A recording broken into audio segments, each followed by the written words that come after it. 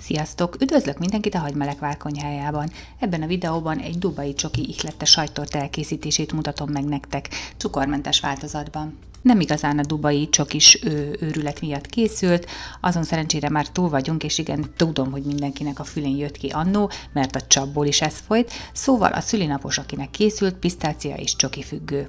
És mivel ezt a dubai csokit annó nem kóstolta, így gondoltuk kíváncsiságból, miért ne legyen ez az irányadó íz ennél a süteménynél, hisz a roppanós tésztaréteg ezt az ízkombót még jobban feldobja majd. Ebben az első szülinapi változatban a tejtermékek laktózmentesek voltak, de egy az egyben ugyanannyi mennyiséget használtam, mint a második tortánál a hagyományos tejtermékekből. Ugyanis egy hét múlva újra elkészítettem ezt a család kérésére, mert megkívánták, amikor az elsőt készítettem, és mivel úgy is maradt a kadaif tésztából még egy tortára való, így ezúttal mi is megkóstolhattuk. Zárójelben jegyzem meg, hogy kekszes alappal is elkészíthető, isteni finom lesz, ha a kekszhez kevertek egy kis darált pisztáciát is. Pisztácia farok, figyelem, ez a süti tényleg durván pisztáciás, nagyjából 400 g ment bele összesen, krém és darabolt formában. De vigyázzatok, nagyon addiktív, mert eszméletlenül finom. A lágy, vastag pisztáciás krémréteget tökéletesen kiegészíti a roppanós tészta alap, és a pisztáciával megbolondított csoki réteg a tetején. Igazi ízorgiát alkotnak. Szóval lássuk hát, hogyan is készítettem ezt a finom süteményt el. Az alaphoz szükségünk lesz 200 g kadaif tésztára, én ezt a fajtát használtam, látjátok, csak a felére volt szükség, mert ez egy 400 g-os, és ez egy nyers változat, én ezt jobban szeretem, mint a pirítottat használni. 120 g pisztácia krémre, én először többet használtam az első verziónál, de higgyétek el, elég lesz a 120 g, mert nagyon tömény lesz. Egy teáskanálnyi szezámpasztára, vagyis a tahinire, 55 g vajra, itt most a laktózmentes verziónak látjátok a hozzávalóit, csak a tejtermékek voltak laktózmentesek, 5-10 g négyszeres édesítőre, és ha valaki nem pisztáciakrémből, hanem pisztáciából szeretné készíteni, én ezt a fajta sótlant szoktam használni. Be fogom linkelni a videóját a Eclairnek, ott megmutatom, hogy hogyan készítem a szezámpasztát is, és pisztáciakrémet is. Kadaif tésztát apró darabokra felvágtam, én szeretem felaprítani, mert hamarabb készen van, könnyebben megpirul és könnyebb kezelni is pirításkor, nem ilyen nagy darabokba mozog az egész, tehát egy ilyen centis, másfél centis kis darabokra felcsapkodtam egy nagy késsel, ezután pedig egy serpenyőben a vajat is hozzáadtam, és miután megolvadt, átpirítottam benne ezt a tésztát. Az a lényeg, hogy ilyen roppanós aranyszínűre kell pirítani. Ez egy pár percet igénybe vesz, itt látjátok közben a fázis folyamatokat, a részeket, hogy pirul, és amikor ilyen szép aranybarna roppanós lett, akkor áttettem egy másik edénybe, egy picit hagytam hűlni, és csak ezután adtam hozzá a pisztáciapasztát. Na, itt látjátok, melyik pisztácia krémet használtam, ez cukormentes, tehát ezért van szükség édesítésre, ha valaki cukrosat használ nyilván, akkor nincs szükség. Ezt a tahinit is ki lehet egyébként hagyni, de hát az eredeti verzió az így készül, majd hozzáadtam a pisztáciakrémet is, és jó alaposan átkevertem vele. Adtam hozzá édesítőt, ezt ízlés szerint, de a porállagot javaslom, majd egy acetátfóliával és sütőpapírral kibélelt, 19 cm átmérőjű tortakarikába nyomkodtam bele ezt a masszát, ez lesz az alapja a sajttortának. Tehát itt nincsen kekszes alap, hanem ez a kadaif tésztás massza lesz az alapja. Elegyengedtem, és jó alaposan lenyomkodtam, ez nagyon finom roppanósra fog egyébként dermedni, hogyha betesszük a hűtőbe, finom roppanós lesz tőle ez az alsó réteg. Tehát miután elegyengedtem, betettem a hűtőbe, és elkészítettem a krémet. A krémhez szükségünk lesz 500 g mascarpone-re vagy bármilyen más krémsajtra, 250 ml tejszínre, 200 g pisztáciakrémre, én itt is ezt a Natur cukormenteset használtam, ez 180 g-os, de ugye a másikból maradt vissza bőven, még a teteje díszítésére is elég lesz, 50 g darabolt pisztáciát is adtam hozzá, hogy ilyen kis roppanós legyen, ízlés szerint 4-szeres erősségű édesítőre és 3 darab lapzselatinra. Itt láthatjátok a laktózmentes verzió tejtermékeit, tehát az elsőt ezt ebben a verzióban készítettem.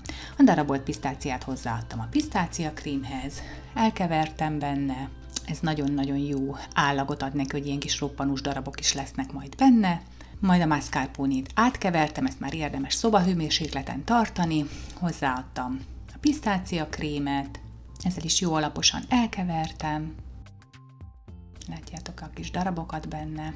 Ezután a jól behűtött tejszínt habbá vertem, én ezt úgy szoktam általában, hogy edénnyel együtt beteszem pár percre előtte a fagyasztóba, így könnyebben felverődik. Amikor elkezdett habosodni, adtam hozzá egy kevés édesítőt, és így vertem tovább. A végleges édesítést azt én mindig a krém teljes elkészülte után állítom be, tehát mikor már minden benne van, akkor kóstolok rá, és akkor édesítem be véglegesen. Ha felverődött a tejszín, ezt egy ilyen 70-80%-osra vertem csak fel, akkor elkezdem több részletben hozzáadagolni a korábban összekevert krémhez, és először géppel jó alaposan belekeverem, a felét nagyjából, a maradékot pedig már majd csak spatulával fogom nagy mozdulatokkal átforgatni, hogy ne törjön nagyon össze a felvert tejszínhab. Itt még kóstolás után adtam hozzá egy kis édesítőt, és ezzel ez a rész el is készült, nincs más hátra, beáztattam a lapzselatinokat jéghideg vízbe, jégkockát is szoktam hozzádobni, és amikor felpuhultak, akkor kicsavartam, és mikróban egy picit felolvasztottam, ez tényleg pár másodperc, majd hőkiegyenlítést végezve, tehát a krémből kivettem a zselatinhoz, jó alaposan elkevertem benne, és így adtam majd hozzá a krémhez, a krém nagy részéhez, és így elkerüljük azt, hogy becsomósodjon a hőkülönbség miatt a zselatin a krémben. Jó alaposan elkevertem benne, majd ezt az elkészült krémet ráöntöttem az előzőleg jól kidermesztett kadaif tésztás alapra. Tetejét elegyengedtem, és itt érdemes legalább 6-8 órára vagy egy éjszakára betenni a hűtőbe, hogy a zselatin is kifejtse hatását, és az ízek is összeérjenek, tehát jól kidermedjen az egész sütemény. A tetejét majd csak ezután fogjuk elkészíteni. A díszítéshez szükségünk lesz 60 g cukormentes csokira. Én ét- és tejcsokit használtam vegyesen ebből a márkából, itt az étcsokiból már csak 2 kocka volt, és 40 ml tejszínre. A csokit megolvasztottam a mikróban, és a tejszínt is fölmelegítettem, ezen kívül egy evőkanálnyi pisztáciakrémet is oda készítettem, a csokit a forró tejszínnel elkevertem, hogyha esetleg sűrűnek találnátok, nem terülne úgy a torta tetején, úgy ítélitek meg, akkor még egy picit vissza lehet így együtt elkeverve is tenni a mikróba, hogy egy picit folyékonyabb legyen az állaga. Ha másfajta csokit használtok, akkor változhat a tejszín mennyisége. Az a lényeg, hogy elterüljön a tetején. Tehát látjátok, ez az állag, amit én így ráöntöttem, ezután pedig elegyengedtem rajta, pisztáciakrémet habzsákba töltöttem. Ha túl sűrűnek ítélitek meg a csikozáshoz, ezt is nyugodtan megmikrózhatjátok egy picit. És még mielőtt megdermedt volna a csoki, becsíkoztam vele a tetejét.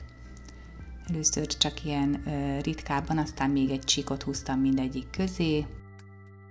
Ezután pedig egy fogvályú segítségével először csak az egyik irányba, utána pedig megfordítottam a tortaformát, és a másik irányból is húztam közte csíkokat.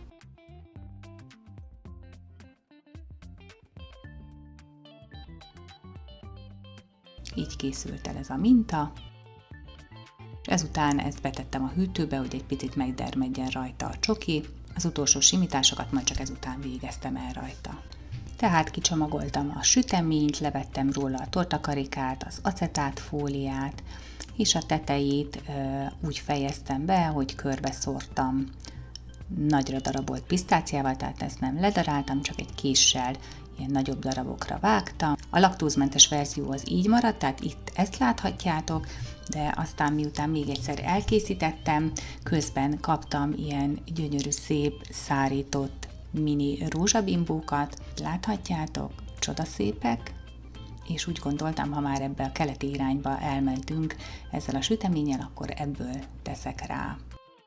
És ezt a cukormentes verziót ezzel díszítettem fel. Igazi kis különleges dekoráció, én eddig ezt még nem használtam, de nagyon-nagyon szép lett tőle. Ezzel el is készült ez a sütemény, aminek, mint láthattátok, igazán egyszerű az összeállítása, viszont annál nagyobbat lehet vele villantani, akár vendégségben is. Remélem tetszett nektek ez a durván pisztáciás recept, és ti is elkészítitek. Aki hozzám hasonlóan pisztácia rajongó, annak kifejezetten ajánlom, mert mint tudjuk, pisztáciából sosem elég. Ha tetszett a videó, nyomjatok egy lájkot, és iratkozzatok fel a csatornára, ha még nem tettétek, még több videóért. Kövessetek az Instagramon és a Facebookon is. Találkozunk a következő videóban, sziasztok!